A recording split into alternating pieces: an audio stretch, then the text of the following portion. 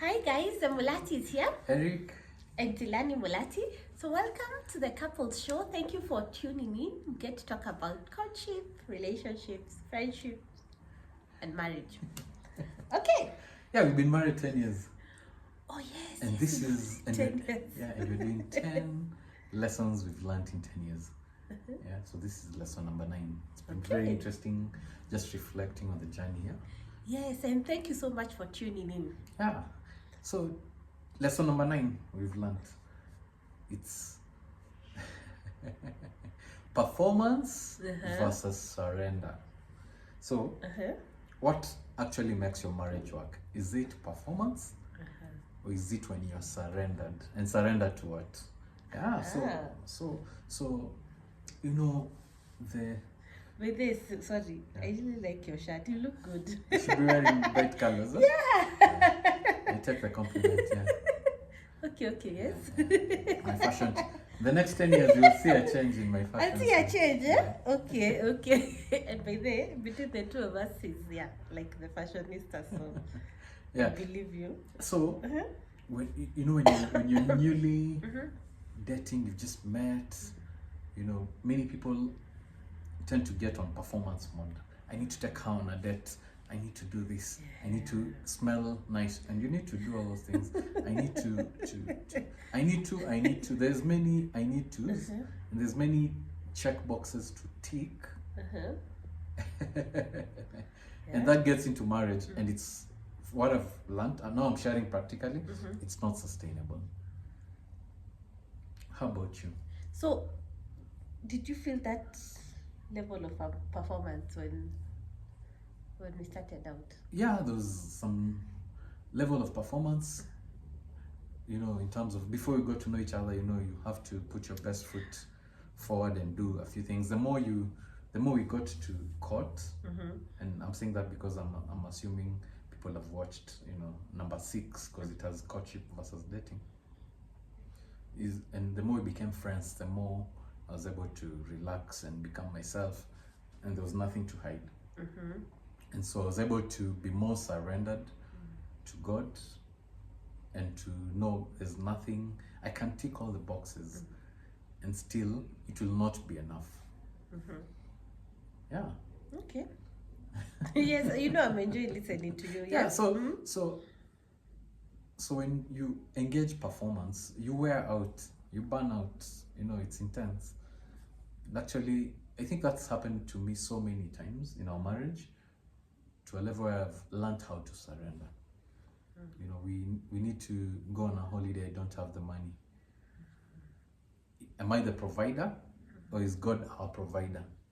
We want to move houses. We want to change a few things. We want to change our fashion sense. Are those the material things?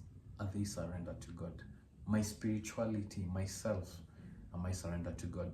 I've actually learned the more I'm surrendered to God, the more I'm prayerful, the more I allow Him, the easier it is for us to relate.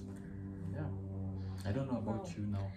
Yeah, I mean, definitely, you're absolutely right. And what you're saying is just talking about very profound things. And the performance, I remember from even when we started dating, and I would say this, like my immediate ex, to be quite honest, I was overperforming. Every time we go on a date, I'm just like a different person, eating so well, and I'm not saying those things are bad, but I wasn't myself. And so one of the things that I really appreciated, and still appreciate about you, is that I'm able to be quote unquote myself, and it feels like going home. When you get home, how you just feel, that's one of the things I really appreciate, and I appreciate that we are able to constantly surrender to God. And I think the second year of our marriage, I would expect him to provide. I mean, I'm like, boss, I want this, provide. I want this. Was that expectation? And then we noticed, imagine that thing is just not working. Yeah. It's bringing a lot of strain, a lot of pressure. And then over time, God taught us that He is our provider. We are channels. We are channels. So provision could come through me, it would come through him, it could come through someone else. Ours is to look to God. And so we've learned over time to be surrendered to God of our needs. Okay? So we are turning 10 years.